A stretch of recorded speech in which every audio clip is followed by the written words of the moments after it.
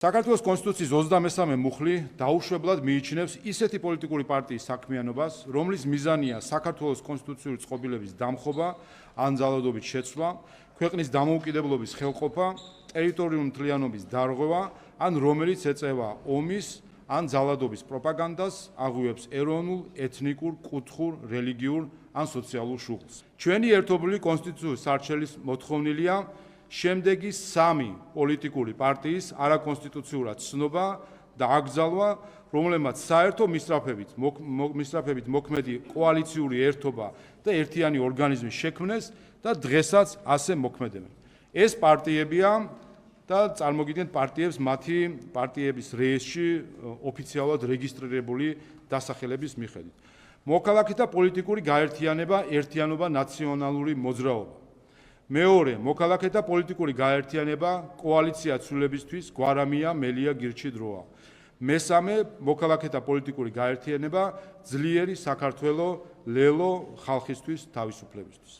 ძალიან გულწრფელი იყო დღეს რეჟიმის წარმომადგენელი პაპუაშვილი კი ამ ნაწილში გეთანხმებით, მაგრამ ხო, ძალიან გულწრფელად და პირდაპირ თქვა, რომ ყველა იმ პოლიტიკურ ჯგუფს, ვისაც აქვს რეიტინგი და საზოგადოების მაღალი მხარდაჭერა აგრძალავ ამ ეტაპზე, ხოლო თუ ხვალ სხვა გამოჩნდება, აუცილებლად აგრძალავ იმასაც. და ეს არის იმ ერთ-ერთი ცვლილებათაგანი, რომელსაც საზოგადოებამ სამართლიანად უწოდა ის დრაკონული კანონები, რითაც გაუარესდა საქართველოში კიდევ ერთი ნაბიჯი გადაიდგა ადამიანის უფლებებისა და თავისუფლებების დარღვევის ნაწილში. ვაგრძელებთ ბრძოლას და წინააღმდეგობას რუსულ რეჟიმს, რომელსაც აქვს დავალება, რომ ამ ქვეყანაში გააქროს პროდასავლური სახალხო ოპოზიციური ხმა, მათ შორის კოალიცია ძლიერი საქართველოს და ლელოს სახით. ჩვენთვის ეს არის ისეთი გამოწვევა, რომელსაც აუცილებლად მოუძებნით წინააღმდეგობის გზას. ჩვენ გუშინ შევიტანეთ კონსტიტუციური სარჩელი იმ მუხლების წინააღმდეგ, რომელიც არის ანტიკონსტიტუციური პოლიტიკური პარტიების აკრძალვის სახით. ჩვენ აგერ ტაქტიკის ერთ-ერთი მთავარი ნაწილი წარმოვადგინეთ, რომ ვაპირებთ საკონსტიტუციო სასამართლოში ბრძოლას, შემდეგ ინსტანციებში, სტრასბურგში და ასე შემდეგ. ამ ბრძოლას მივყვებით ბოლომდე. ეს არის მოქალაქეებისთვის არჩევანის სარწმუნოება. არა მარტო იმათთვის, ვისაც ეხლა ასაკრძალი პარტიების მიმართ აქვს სიმპათია, ყველასთვის, ანუ ივანიშვილი და რეჟიმი და მთავრობა გადაწყვეტს ყველას თქვენ მოქალაქეებს განურჩევლად პოლიტიკური სიმპათიებისა რა არჩევანი შეიძლება გქონდეთ. ჩვენი ყველა ლიდერი ელენე ხოშტარიაც, ნიკა გვარამიაც, ზურა ჯაფარიძეც, ნიკა მელიაც დღეს არიან ციხეში. ჩვენ არაფერ კარგ სამხედროსუფლებისგან არ ველით და ჩვენ როგორც არ უნდა ფორმალურად ქონოდა უფლება არჩევნებში მონაწილეობის, აი იმ არჩევნების შედეგები არ ასახავდა ქართველი ხალხის ცნებას. აქედან გამომდინარე ჩვენი ბრძოლა ამას ეფუძნება, ამ უფლების დაბრუნებას ქართველი ხალხისთვის და ამას რა თქმა უნდა გავაკეთებთ. ქართული ოცნება დაიხევს უკან აღადგენს ამავე პარტიებს, რომლებიც დაასრულებენ მას. არავის მაგათი აკრძალვის არ ეშინია, ხო, აკრძალავენ პარტიას და მერე რას იზამენ, ხო, რა დავიხოცებით სულ ყველა თუ რას ვიზამთ ახლა რა შევიჩერებთ იმას რა ქვია საქმიანობას თუ სადღაც რა გადავიხვეწებით სადმე უცხოეთში. აქ ხო მთავარი და მნიშვნელოვანი არის ის, რომ ამ ნაბიჯით, როდესაც პოლიტიკურ პარტიებს, ანუ პოლიტიკურ პლურალიზმს კრიმინალად აქცევ შენ ქვეყანაში და დასჯად საქმეთ ხდი და აუქმე პოლიტიკურ პარტიებს ფორმალიზება ხდება დიქტატურის. პარტია, რომელიც გააქტიურდება და ისინი ჩათვლიან, რომ მათი აზრით ეს კონკრეტული პარტია საფრთხეა, აკრძალავენ რა შეუშლით ხელს. პრინციპების მიხედვით და კანონის თანახმად ქართული ოცნება დიდი ხანია აღარ მოქმედებს. არანაირი მნიშვნელობა არ აქვს ივანიშვილის კენგურუს სასამართლო, საკონსტიტუციო სასამართლო წოდებული, რომელ პარტიას გააუქმებს და არ გააუქმებს.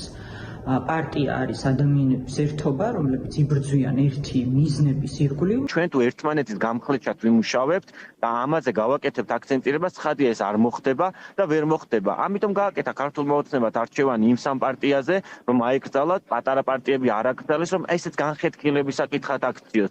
ჩვენ უნდა მოვეშვათ ერთმანეთის წინააღმდეგ მოქმედებას. რა თქმა უნდა არის არაკონსტიტუციური. ახლა როდესაც გსურს პოლიტიკური პარტია დაამარცხო, ის პირველ რიგში უნდა დაამარცხო არჩევნების გზით. მე მჯერა რომ არაფერი განსაკუთრებული არ შეცვლილა. ეხლა საჯარო რეესტრში იქნება თუ არა ჩვენი კოალიცია თუ პოლიტიკური პარტია იურიდიულად რეგისტრირებული, ეს ნამდვილად არაფერს არ ცვლის ჩვენს ბრძოლაში. ხო და იდეა შეგხვეწები რომ მისულიყვნენ და ახლებთან და თქვა და ნაცებთან რომ ხალხო თქვენ არჩევნებში მოწვევას აპირებთ, არ ვაპირებთ. ეხლა რამეს აპირებთ, ქუჩის იკეთ რაღაც გააქვთ რამე ვიღაც პოლიტიკოსი რომელიც საკრებულოში არა. ესე იგი არ ხართ პარტია, ხო? ანუ რაღაცა ხომ და კონდეს პარტიას. ხო და მოდი გაგაუქმებთ. და ალბათ უნდა დათანხმება რა შეიძლება ზედმეტი რაღაც ბუღალტერია, ხო? თუ ქუჩით რევოლუციას ხო და მე რამეს პარტიასაც მოხდა გვაქვს რომ რევოლუციას მიაღწევ რა. საგინახია რომ ფიდელ კასტრო და ჩე გევარა პარტიას არეგისტრირებდნენ კუბის იუსტიციის სახლში თუ სამინისტროში. კი ბატონო. ხო და ამიტომ ეს რევოლუციის გზა დაადგნენ ფაქტობრივად არანაირი შინაარსი არ აქვთ მათ პარტიებს.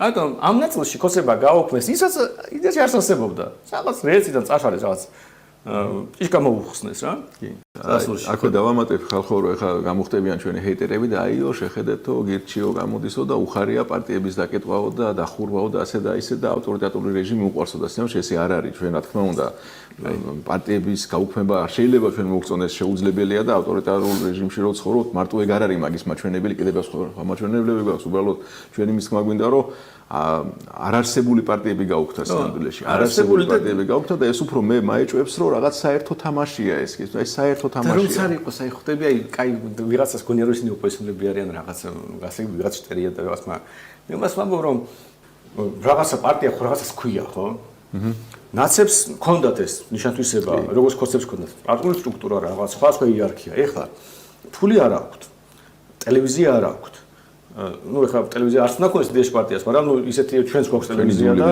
ну ზოგადად იძულებული ვართ ასე აწყობილი რომ ყველას თავის ტელევიზია არ აქვთ პარლამენტის წევრები არ ყავთ საკრებულოს წევრები არ ყავთ რამე ორგანო რო აი თქვას რომ აი პოლიციის საბჭო შეიძლება სადღაც ქვია რაღაცას მაგრამ რო იცოდი რომ პოლიციის საბჭო გაწყვეტილებას იღებს აი მაგალითად მიშას ვარ დაითანხმოს ასე შანსი არსებობს არ არსებობს ამ ხალხმა თვითონ გაიუქმა თავის პარტიები ამომრჩევლებს შეურწყვა მიაყენეს მანდატები გადაყარეს პოლიტიკობაზე უარი თქვეს იმიტომ რომ ლაპარაკზე თქვეს უარი